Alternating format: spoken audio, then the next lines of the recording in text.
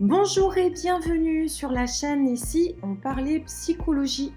Aujourd'hui, on va aborder un sujet plutôt délicat mais très intéressant, le deuil et comment surmonter. Donc, ce sujet est très dense, il va aborder plusieurs directions. Donc, j'ai fait le choix de le faire en 4 sessions, donc 4 parties. On y va.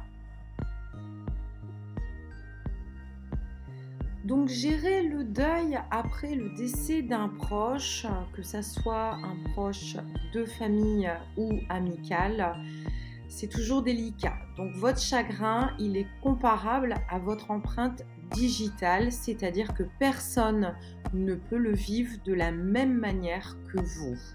Et puis il n'y a pas de façon correcte à gérer la perte d'un être cher. Le deuil, c'est quoi?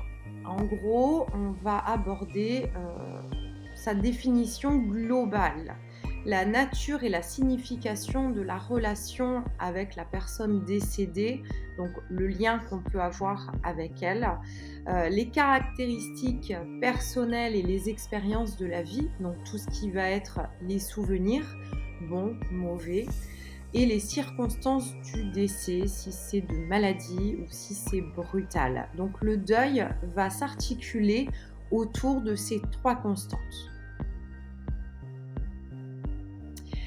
Le deuil et son expérience, il représente bien plus qu'une perte physique. Oui, on perd physiquement un être cher, mais la violence des émotions, des souvenirs et de ce vide, c'est encore plus fort finalement. Alors, la perte des rôles, donc que ça soit le conjoint, un meilleur ami, un partenaire, un confident, un cuisinier, le coparent, un compagnon juste de voyage. Ça, c'est le rôle qu'une personne a dans notre vie. Et elle perd tout son sens quand la personne décède, parce que ce rôle qui était jusqu'à présent euh, géré par cette personne n'est plus, il est vide, il est vacant.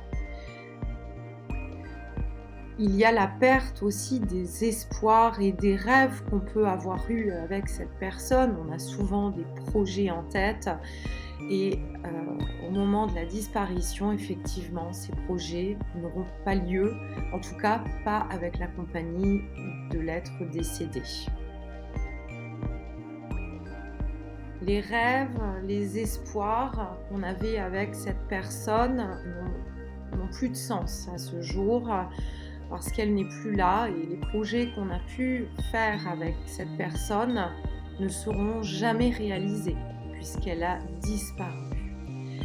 On peut se dire voilà, que cette personne a toujours été là pour soi, ou alors qu'on peut toujours compter sur cette personne, ou nous, on sera toujours là pour cette personne. Et après le décès, ces phrases si simples, elles n'auront plus de sens. On voit bien qu'on perd en sécurité après la perte, parce que cette personne pouvait nous sécuriser, que ce soit un parent ou un ami très proche. On n'a plus cette sensation de sécurité, de réconfort. Nos attentes à propos de la vie ou de la justice peuvent être remises en question, puisqu'on attendait une poursuite de la vie, et là, notamment, si c'est la perte d'un enfant, on a souvent la difficulté de s'imaginer qu'un enfant parte avant ses parents. Et ce n'est pas dans les règles de la vie. Donc ça peut être un réel choc. Il y a aussi pour les personnes croyantes une remise en question des croyances religieuses. Bref, on va devoir travailler sur la perte physique, mais aussi apprendre à nous réorganiser pour un nouveau monde supposé. Ne restez pas seul, parce que vous avez compris, le deuil, c'est beaucoup d'étapes, beaucoup de travail sur soi-même, même s'il y a du chagrin. Vous pouvez consulter un médecin, vous pouvez demander de l'aide à d'autres personnes de votre famille, à des amis, mais ne restez pas seul puisque le deuil ne dure pas que quelques jours. La première partie touche à sa fin. J'espère qu'elle vous a permis de vous reconnaître dans ce thème, dans ce que vous pouvez ressentir et peut-être mieux comprendre vos difficultés actuelles. On va dans une seconde partie aborder d'autres aspects du deuil, donc je vous dis à la semaine prochaine.